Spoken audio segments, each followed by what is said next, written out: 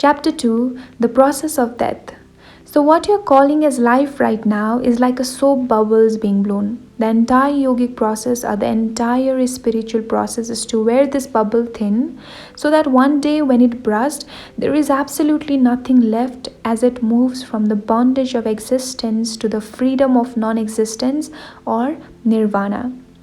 So, if you want to basically understand how life and death works, you need to first understand how creation works and the role played by various memories that are present in creation. So, when I say memory, it is not only what you remember, memory runs much deeper in its many layers. So, according to the yogic system, memory is basically an accumulation of impressions. So, further, there are fundamentally 8 types of memories in the creation. And these are elemental memory, atomic memory, inanimate memory, animate memory, evolutionary memory, karmic memory, unconscious memory, and subconscious memory. So, of this, the most fundamental layer of memory is evolutionary memory, which relates to how the evolution of life has taken place. This is instrumental in you having 2 eyes, 2 hands, taking the shape of the human form and not any other creature, and so on. Upon this layer is genetic memory, which comes from the genetic material passed on by your parents that makes you the unique human being that you are among all the other humans. This memory decides the color of your skin, the shape of your nose, and the other such things. And the next layer of the memory is karmic memory, which is an accumulation of all the impressions that you have gathered not just since birth but all through your previous lives. And the process of evolution. This will play out in your life in so many ways beyond one's understanding. All these 8 types of memories will play out in your day to day life according to the impressions accumulated and the situations you are faced with. Broadly speaking, these are the layers of memories that make you the life you are. So, here's an example. Right now, if a man eats a mango, it becomes a man. If a woman eats a mango, the same mango becomes a woman. You give the same mango to a cow, it goes inside a cow and becomes a cow. Is this the smartness of the mango? No. There's such a strong memory structure in you that whatever you put in, the memory will make sure it becomes you, not other person. This is why if you eat a mango, one part of it becomes your skin in the same skin tone as yours. It does not turn yellow because the mango you ate was yellow. So, your body is simply a memory, it remembers each and everything. But of the 8 types of memories that you carry, all the 7 types of memory will go when you fall dead. Evolutionary memory, which is the instrumental in you taking the shape of the human form, is gone. Genetic memory, which decides the color of your skin, the shape of your nose, and such things, is also gone. The conscious, subconscious, and the unconscious memory are also gone. Once you become disembodied, it is largely only the karmic memory which holds you together. In the process of death or disembodiment and the continuation of life process, we must understand that only one memory, the karmic memory, remains. Now, understanding life and death.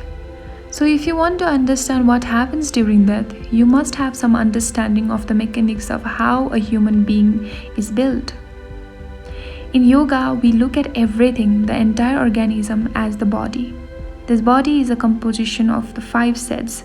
These 5 sets or koshas, as they are known, are Annamaya Kosha, Manomaya Kosha, Pranamaya Kosha, Vijnanamaya Kosha, and Anandamaya Kosha.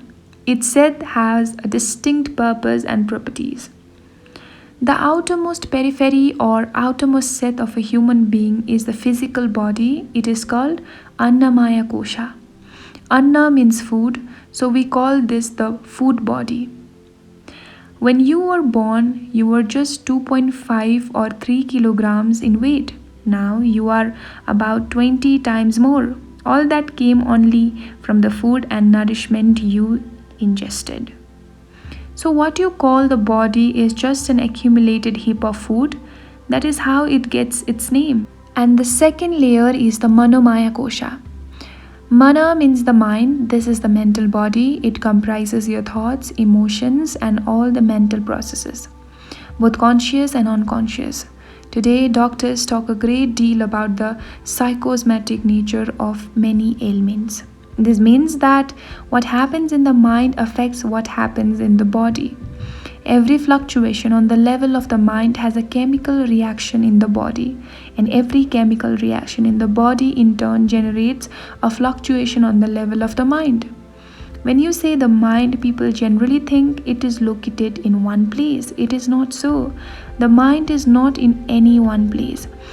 There is an entire anatomy of the mind. There is memory and intelligence in every cell in the body. There is a whole body of mind which we call Manomaya Kosha. This is the entire mental body. So the physical and the mental bodies are like your hardware and software. Hardware and software cannot do anything unless you plug into quality power. So there is a third layer of the self called the Pranamaya Kosha. Prana is life energy. This is the energy body which powers and drives the Annamaya Kosha and the Manomaya Kosha. All these three, the physical body, the mental body, and the energy body, are physical in nature. It is easy to understand that the Annamaya Kosha is physical because you can see it and feel it. But the Manomaya Kosha and the Pranamaya Kosha are physical in nature. It is like this. You can very clearly see that light bulb is physical, but the electricity that runs through it is also physical. So it is the light that emanates from the bulb. All three are physical. Similarly, the physical body is grossly physical. The mental body is a little subtler, while the energy body is even more subtle but still of the physical realm. These are the only three dimensions of the self you are aware of right now. All these three physical dimensions of life carry the imprints of karma or karmic memory. Karma is imprinted on the body, the mind, on the energy. It is this karmic structure that holds the being together. So now the fifth set is known as the Anandamaya Kosha. Ananda means bliss. It has nothing to do with the physical realms of life. Only the physical can be here and there. Anything that is non-physical is neither here nor there. It is everything and nothing. So the deepest core is that dimension which is beyond the physical. It is nothingness. When I say nothing, you should put a hyphen between no and thing. Nothing. It is not a thing. It is not physical. It is beyond the physical nature.